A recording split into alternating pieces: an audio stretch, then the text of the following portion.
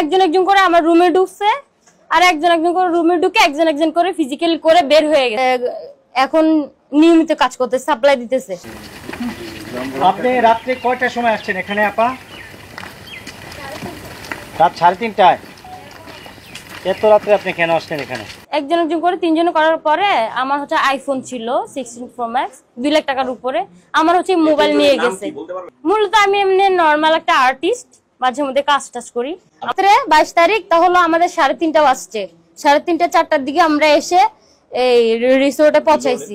হ্যাঁ, পৌঁছানোর পরে হচ্ছে যে এই ঢুকার পরে দেখলাম যে মদ টদ খাচ্ছে আরো দুইজন মানুষজন, অনেক মানুষজন আসছিল বুঝছেন, অনেক লোকই এসে এসে কথা বলছিল। তো সেক্ষেত্রে হচ্ছে আমি দেখছি, আমি আমি আমি হচ্ছে দেখার পরে আমি আমার রুমে চলে যাই, চেঞ্জ করছি। চেঞ্জ করার পরে একজন একজন করে আমার রুমে ঢুকছে, আর একজন একজন করে রুমে ঢুকে একজন একজন করে ফিজিক্যালি করে বের হয়ে গেছে। তো যে সাইফুল ডিরেক্টর ছিল ওনার সাথে 21 তারিখ কথা হয়েছিল। তো 21 তারিখ হচ্ছে যে উনি বলছে যে 22 তারিখ শুটিং হবে, 22 তারিখ আইসো রাজ রিসোর্টে। এরপরে হচ্ছে যে উনি ইমার্জেন্সি রাতে 2টা বাজে কল দিছে, কল দিয়ে বলতেছে যে দেখো আয়শা আমি তো ইমার্জেন্সি চলে যাব, তুমি আমার সাথে আসো, যেহেতু আমরা একসাথে কাজ করি, আমি তোমাকে রিসিভ করে নিয়ে যাবো, তোমার আর কষ্ট করতে হবে না। তাই আমি ভাবলাম যেহেতু উনি আমার পরিচিত তাই যাই ওনার সাথে। উনি নিচে এসে আমাকে ড্রপ করে নিয়ে গেছে আমার বাসার নিচ থেকে। এরপর হচ্ছে রাজ রিসোর্টে আসছে, আমি রাজ রিসোর্টে আমি কখনো আসি নাই, যার জন্য আমার সঠিকভাবে মনে ছিল না, খুঁজে বের করতে কষ্ট হয়েছে অনেক।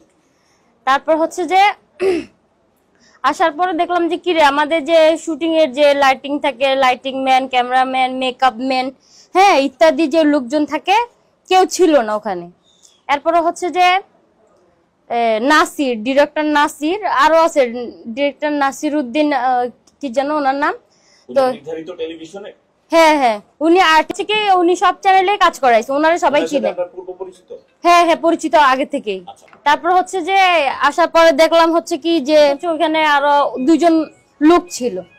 তো আমি আসলে এগুলা আমরা 2টা বাজে রওনা হয়েছি রাত্রে 22 তারিখ, তাহলে আমাদের 3:30 বাজছে, 3:30 4টার দিকে আমরা এসে এই রিসোর্টে পৌঁছাইছি। হ্যাঁ পৌঁছানোর পরে হচ্ছে যে এই ঢুকার পরে দেখলাম যে মদ টদ খাচ্ছে আরো 2জন, যেহেতু অনেক মানুষজন আসছিল বুঝছেন, অনেক লোকই এসে এসে কথা বলছিল। তো সেক্ষেত্রে হচ্ছে আমি দেখছি, আমি আমি আমি হচ্ছে দেখার পরে আমি আমার রুমে চলে যাই, চেঞ্জ করছি। চেঞ্জ করার পরে একজন একজন করে আমার রুমে ঢুকছে, আর একজন একজন করে রুমে ঢুকে একজন একজন করে ফিজিক্যালি করে বের হয়ে গেছে। মূলত আমি এমনি নর্মাল একটা আর্টিস্ট, মাঝে মধ্যে কাজ টাজ করি। আমাদের কেরানীগঞ্জে বাড়ি আছে। আপনি বিবাহিত? না। আচ্ছা, তো এত রাতে আর্টিস্টরা এই রিসোর্টে আসবে কেন? আসলে এত রাতে আর্টিস্ট কখনো রিসোর্টে আসে না, যেহেতু উনি পরিচিত ছিল। রাতে 2টা বাজে উনি যাবে, তো সেই ক্ষেত্রে আমি মনে করছি যে আমাকে সাথে করে নিয়ে যাবে, কারণ এর আগে পরে দেখা হয়েছে উনি আমার সাথে কখনো দুর্ঘটনা করে নাই। 3টা মানুষের সাথে কি স্বেচ্ছায় কেউ কি ফিজিক্যালি করে? এরপর হচ্ছে যে একজন একজন করে 3জনে করছে, করার পরে হচ্ছে যে একজন একজন করে 3জনে করার পরে আমার হচ্ছে আইফোন ছিল 16 Pro Max 2 লাখ টাকার উপরে, আমার হচ্ছে মোবাইল নিয়ে গেছে।